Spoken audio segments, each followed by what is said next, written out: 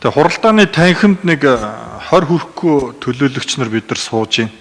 Сая үүдэнд нөгөө сэтгүүлч нар орж ирэхэд асууж ин л та. Тэгээ тэр хооронд сая хурал маань эхэлчлээ. Жохон хоцроод ороод ирлээ. Тэгээ юу вэ гэхээр иргэдийн уурал бүхэлдээ ингээд засаглалын хямралд орцсон юм шүү гэд. Уу арай ч одоо бас тэгээгүй бид нар хурлаа хийгээд үргэлжлээд ингээд явж байна. Иргэдийн уурал бол сард ээлжид болон ээлжид бас 2 хурал бид нар хийж ийн гэд.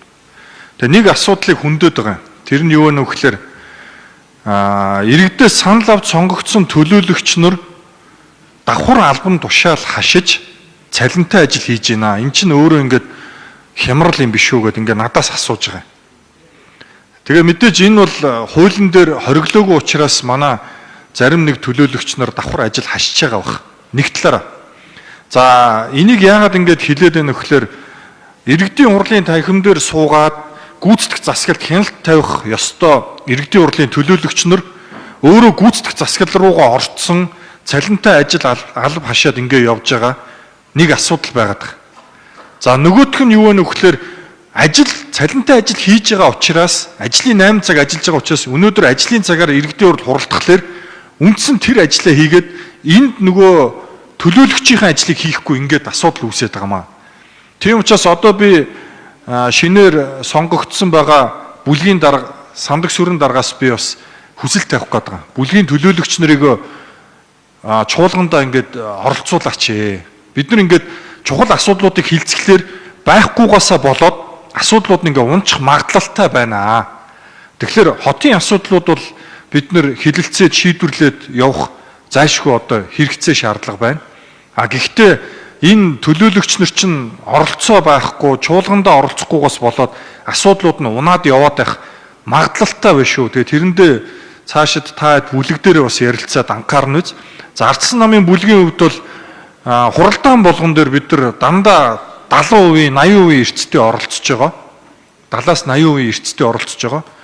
Хууч одоо өнгөрсөн бүх хуралдааны тэмдэглэлүүдийг бид нар бас харж болно. Тэгэхээр тэрэн дээр тийм байгаа шүү. Тэгэхээр төлөөлөгч нарыг ядаж хуралдаандаа оролцооч гэдэг дээр уриалга нэгдүгээр дэвшүүлмээр байгаа. За хоёрдугаарт энэ ануу үжин төлөөлөгчийн бас сая танилцуулсан энэ 2012-оос 16 онд иргэдийн хурлын дарга одоо талигач Баттулга агсны одоо санаачилж хэрэгжүүлсэн одоо скул полиц гэдэг энэ одоо айгүй зөв санаачлах л да. Тэгэхээр иргэдийн хурлын энэ танхимаас яг ийм л одоо бодиттой амьдралд хэрэгцгүүч санаачлахууд журмууд гармаар байгаамаа. Тэгээ энийг одоо бас энэ дээр бас идэвхтэй оролцох хүсэж байна. Өшөө бид нар энийг одоо төгөлдржүүлэх ёстой. Энэ одоо скул полициогоос эндээс гарсан одоо маш их одоо эерэг үр дагаврууд байдаг.